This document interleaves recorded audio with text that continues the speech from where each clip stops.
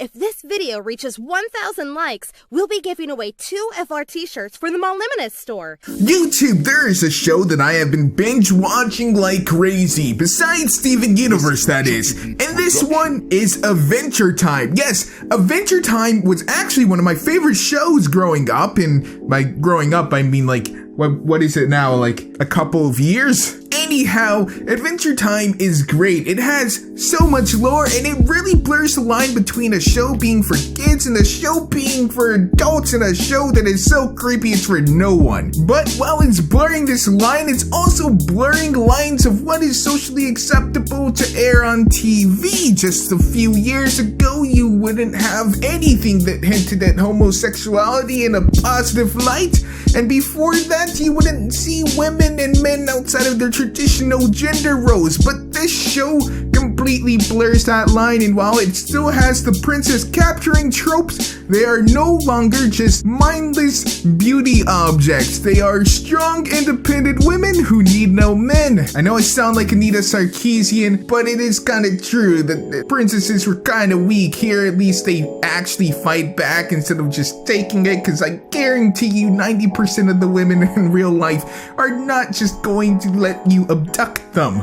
especially if they come from a war-torn area such as the Adventure Time world. But today we're not talking about princesses in general, but we're talking about the princess, the most prominent princess in the show, and that would be Princess Bubblegum. Yes, this is like this generation's Crystal Fox or Redamon, really confusing young boys and girls alike all throughout their developing years.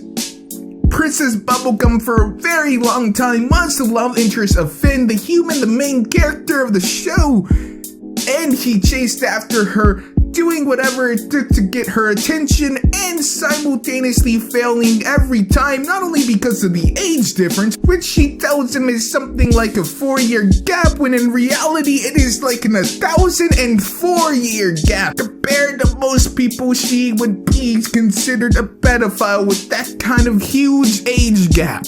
Upon rejection, Finn literally goes into a spiraling craze of doubts and self-pity until he finds Flame Princess, in which he literally gets burnt in that relationship. And after that point, he moves from relationship to relationship, never actually finding any stable ground. He constantly seeks for someone to date and constantly says he's giving up, and yet he still keeps on seeking because I think that's what he believes he's supposed to do.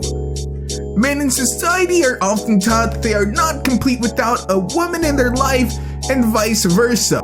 And because of societal pressures, you can sometimes feel empty and not complete when you don't have an opposite sex member in your life. But here is the kicker. When Finn gets special crystal eyes, it allows him to see whatever he actually envisions people as, and he goes on a horrible streak of just turning everyone into whatever he desires or truly deep down sees them as, such as Jake becoming a big brother, a wise old man, and all kinds of people getting transcommigified. I think that's a word. We just made that a word. He stumbles upon Princess Bubblegum while she is setting up for a speech, and when he looks at her, she's not a gorgeous, beautiful princess, but instead a gorgeous, beautiful teen boy, about the same age as Finn. This could mean numerous things. It could technically mean that Finn no longer sees her as an object of his affection defined in a sexual manner, but a platonic mate, one of the boys that he can hang out and pal around with. But it could also mean that Finn is hiding some sexual repression, which would explain his constant need to feel like he has to have a female and yet never being able to keep that relationship.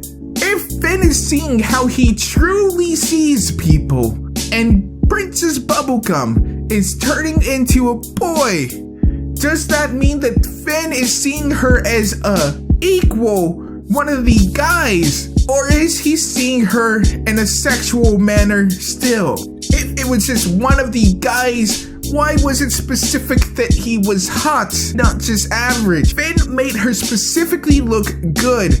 Now it is Princess Bubblegum who says teen heartthrob, but at the same time, people tend to have a general sense of beauty that conforms to one another. So when one person believes someone to be beautiful, chances are a lot of people believe that person to be beautiful as well. There are such things as different preferences, people are into different things, but in general, we tend to agree.